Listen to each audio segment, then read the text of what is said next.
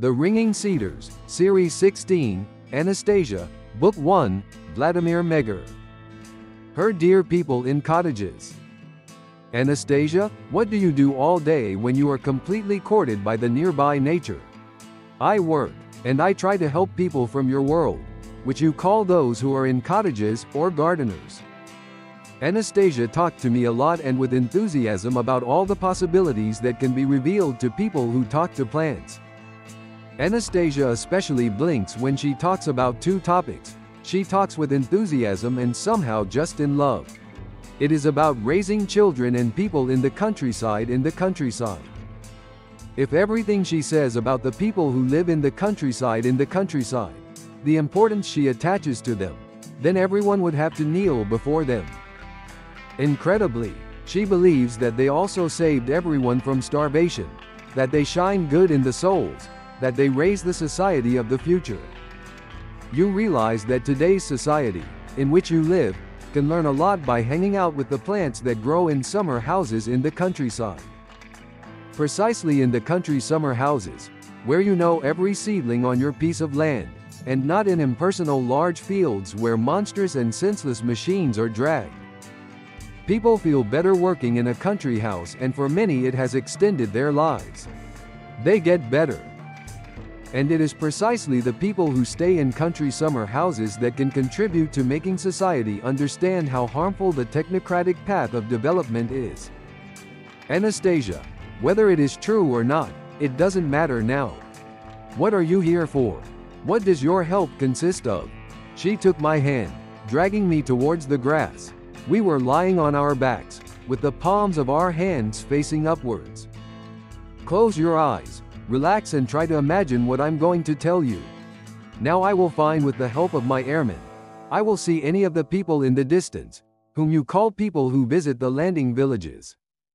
She was silent for a while, and then spoke softly. An elderly woman unrolls gauze with soaked cucumber seeds. The seeds have already sprouted high and tiny sprouts are visible. She took one seed in her hand. Well, I whispered to her that she shouldn't wet the seeds like that, because the sprouts will change their shape during planting. Such water is not at all suitable for watering the seeds and will not be healthy. She thinks she came up with it herself. Yes, that's true to some extent.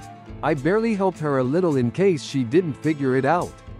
Now she will confide her thoughts. She will tell them to other people. A small job was done. Anastasia told how she shapes in her mind the most different situations at work, on vacation, and in the mutual treatment of people, both with each other and with plants. When the situation that shaped her best corresponds to reality, a relationship is established in which she can see the man, guess what he is suffering from and what he feels. She seems to become part of his way of life and entrusts him with her skills. Anastasia talked about how plants feel a person. They can love or hate him, have a positive or negative effect on his health. Well, I have a lot of work to do here. I deal with land in country summer houses. People from summer houses visit their lands and planted areas, as if they were visiting children. But unfortunately, they are intuitive in understanding, in their relationships. They have not yet strengthened with the purity of insight into the real purpose of this relationship.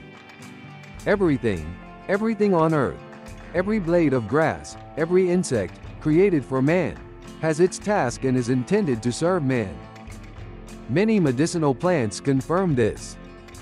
But the man of your world knows very little that he could take advantage of the opportunity that is presented to him for his grace. Make full use of it. I asked Anastasia to show me with a concrete example what benefits there are when we talk consciously, and how it could be practically checked, seen, subjected to scientific research. Anastasia thought for a while, and then suddenly she beamed and exclaimed, "People in cottages, my dear people in the countryside. They will confirm, expose and surprise your science. So how did I not remember that earlier? How could I not understand?" Some thought that was born caused a terrible joy in her. This time she rejoiced violently. She jumped up, clapped her hands, and showed me how the forest brightened and swayed, began to respond to her with the rustling of treetops, the voices of birds. Now they will believe. And that's my dear people on the farm in the countryside. They will clarify and confirm everything for you. You claim that every insect was created for the benefit of man. But how will people believe that, who watch cockroaches crawling on kitchen tables with disgust? That they were also created for the benefit of man? Cockroaches, answered Anastasia, only crawl on a dirty table, in order not to collect some invisible to the naked eye remnants of pieces of rotting food, to process them and then collect them in a hidden place, without dangerous remains. If there happen to be many of them, bring home a small frog. So the supernumerary ones will disappear immediately. What Anastasia then proposed to do to the people in the summer houses probably contradicts science, the cultivation of herbs, and indeed, without a doubt, contradicts the generally accepted principles of the practice of planting and growing different types of crops on land with gardens.